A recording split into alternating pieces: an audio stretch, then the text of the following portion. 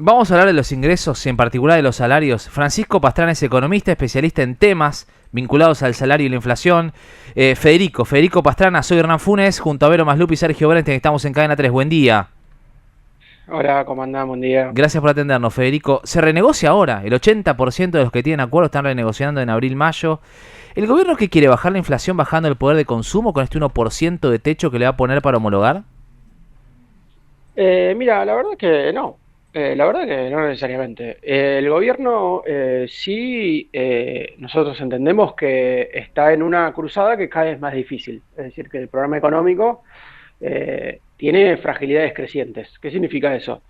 Que como vos bien sugerías, y ahí estaban relatando un poco las medidas y por dónde están yendo, el gobierno quiere reeditar algo que pasó en 2024, que es que la inflación bajó y los ingresos se recuperaron. Y eso se dio en una característica bastante peculiar que tuvo que ver con un ancla salarial, un ancla fiscal y un ancla cambiaria. Es decir, clavó el tipo de cambio, pero al mismo tiempo hizo que las paritarias vayan negociándose en niveles nominales, es decir, el número que negociaban era cada vez menor.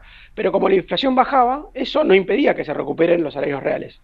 Nosotros decimos en 2025 la realidad es totalmente diferente a la de 2024 porque justamente la inflación dejó de bajar y de hecho en abril, en marzo, con el número 3,7 y en abril va a dar bastante alta. ¿Eso qué significa? Que las paritarias que vienen negociándose por debajo del 2%, con una inflación de arriba de 3%, están perdiendo por lo menos un punto y medio por mes. Con lo cual, lo que estamos viendo hoy son negociaciones paritarias que se dan en un contexto de caída del salario real y por lo tanto mucho más complicadas para que el gobierno pueda imponer una pauta salarial que ayude a bajar la inflación. Bien, y entonces Sergio Brenstein te escucha, Federico Pastrana. ¿Cómo estás, Federico? Buen día, un gusto. ¿Cómo te va? Buen día. ¿Cuál es la dinámica en el sector informal, no en el formal? Sabemos que el sector formal, bueno, puede pelear a la inflación un puntito más, puntito menos, pero en el informal, ¿qué está ocurriendo? Bueno, en general el informal es más frágil, ¿no? Sí, eso seguro. Digamos. Sin duda sabemos que es más frágil la dinámica, que son sectores que en general son mucho más vulnerables. Sabemos por la encuesta de hogares que hay una relación en promedio que cobran el 40% de lo que cobran los formales, ¿sí? Con lo cual siempre estamos hablando de un salario más bajo que los salarios formales. Y lo que pasa con los informales es que son muy sensibles a la actividad económica, ¿sí? Mucho más sensibles a la actividad económica. Es decir, como tienen condiciones mucho más flexibles en términos salariales y en términos de contratación, los pueden echar, les pueden bajar el salario, y por lo tanto, si la actividad económica se recupera, van a recuperar sus ingresos y hasta por ahí un poco más que los formales, pero el problema es que cuando hay caída de la actividad económica, sufren mucho más. ¿Sí? Por lo tanto, en esta vuelta de la inflación, que está acompañada muchas veces con caída de la actividad, son sectores que yo diría que en marzo y abril están sufriendo más. ¿Cuántos trabajadores tienen una actividad formal, pero aparte se la rebuscan en el mercado informal, los fines de semana, los feriados? ¿Es un fenómeno muy extendido ese? Mira, yo creo que es un fenómeno que es más extendido de lo que había en el pasado, sin duda.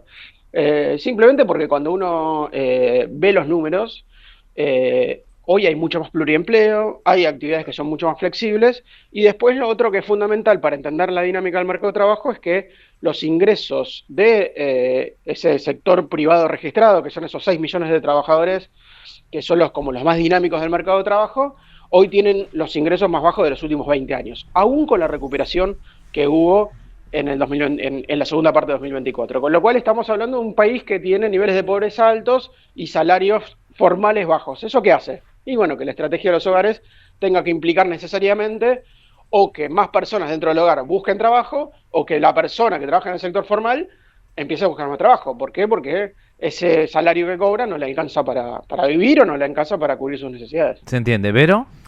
Estamos notando por ahí que los sindicatos que tienen un poco más de poder de lobby, de presión, indudablemente han llevado sus paritarias bastante por encima de la inflación. Estoy pensando en aceiteros, estoy pensando en bancarios que quedaron cerquita, estoy pensando en empleados de comercio. ¿Cuál será la postura del gobierno frente a esas paritarias? Y la otra pregunta que viene con ¿esto marca también una brecha dentro de lo que es el salario de los trabajadores formales? Eso ni hablar. Lo segundo, sí, definitivamente. Hay una brecha enorme, hay mucha heterogeneidad. No solamente hay mucha heterogeneidad entre los formales y los informales, como decían. Hay una brecha que probablemente no se vio nunca entre el salario privado y el salario público. ¿Sí? Cuando nosotros comparamos los indicadores públicos-privados, las brechas son de 20% en términos o sea, cae 15% real el salario público y el salario privado, hay algunos que recuperan 5 puntos. Entonces, y en promedio están 2 puntos arriba y vos decís, o sea, la verdad que en términos históricos, en un año, cuando una brecha de 17 puntos, la verdad que no se vio nunca, en general va más o menos paralelo, en este caso hay una brecha muy grande. Hay brecha dentro del sector privado, como vos bien decís, y efectivamente, la verdad que lo que yo diría es, mira, el gobierno hasta ahora había podido imponer una pauta bastante aceptada. ¿Sí? Es decir, cuando vos haces el cruce entre los distintos sindicatos, si bien tenés brecha, sobre todo una brecha que fue muy grande al principio de 2024, ya en 2025 la gran mayoría negocia por debajo del 2%. Vos querés ver a Maestranza, querés ver Seguridad, que son gremios mucho más débiles que Camioneros, y Camioneros negocia por debajo del 2%, y Comercio negocia por debajo del 2%.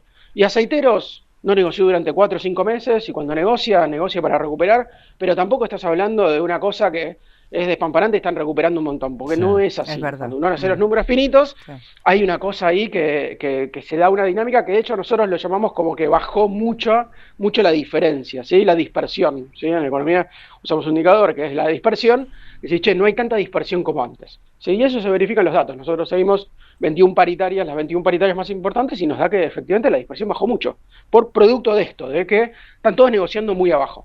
Y eso es un arma de doble filo para el gobierno, porque pudo hacerlo y eso benefició para bajar la inflación, pero ahora se encuentra con que generalizadamente todos los salarios reales negociados están cayendo. Sean los más dinámicos, los de más poder de negociación y los de menos poder de negociación. Se entiende. Es generalizado. Es el economista Federico Pastrana. ¿Qué más, Sergio?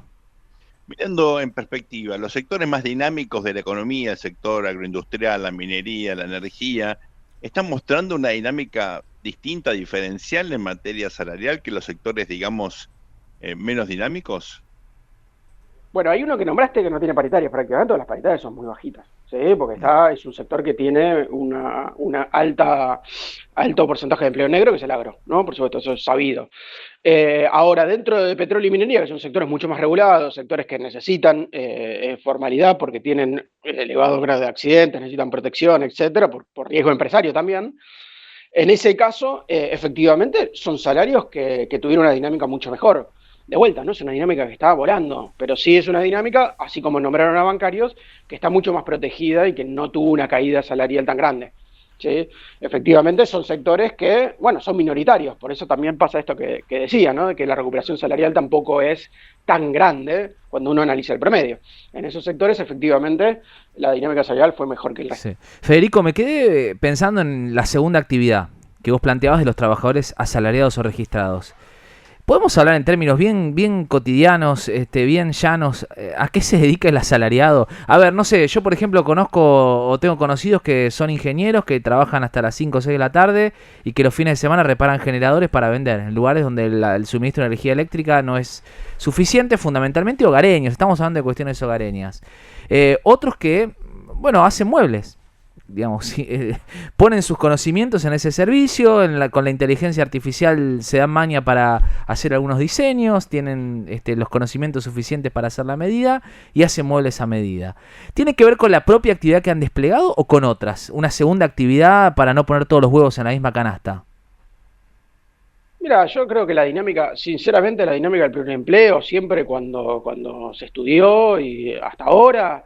es cierto que hoy tenés un avance tecnológico, el avance tecnológico te permite tener una dinámica un poco más desde el emprendedorismo en términos de las redes de información que vos podés lograr, ¿no? Entonces vos podés encontrar actividades más emprendedoras y por lo tanto mejor pagas, pero después, y obviamente la proliferación de Uber, de Rappi, de Pedido Ya, etcétera, todas esas plataformas te permiten que vos trabajar pocas horas y mediante una contratación muy flexible, la dinámica del pluriempleo, sinceramente, siempre estuvo asociada a salarios bajos, ¿sí? No a ingenieros, sino a personas que no llegan a fin de mes y que por ahí trabajan en un comercio y ese laburo en el comercio no les termina dando y que por ahí, como decís, por ahí también antes de las 5 de la tarde, ¿entendés? Y antes no sé, iban a buscar a su pibe de colegio y tenían una dinámica, ayudan en el hogar, y hoy dicen, no, mirá, no nos damos más, tenemos que seguir, y por ahí le llevan a pibe de colegio, vuelven y se van a manejar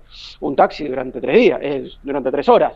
Entonces, yo creo que la dinámica del pluriempleo está asociada a muchas horas de trabajo, obviamente, y a esto de que no alcanza. Por eso es que se ve también que creció tanto y está bastante estabilizado en estos últimos años, ¿sí? Que son años de eso, de caída del salario real, ¿no? Federico, gracias por la claridad con los oyentes de Rosario y Buenos Aires de Cadena 3. Un saludo, muy buenos días. No, muchas gracias por Igualmente, el llamarme. economista Federico Pastrana a las 8 de la mañana, 22 minutos.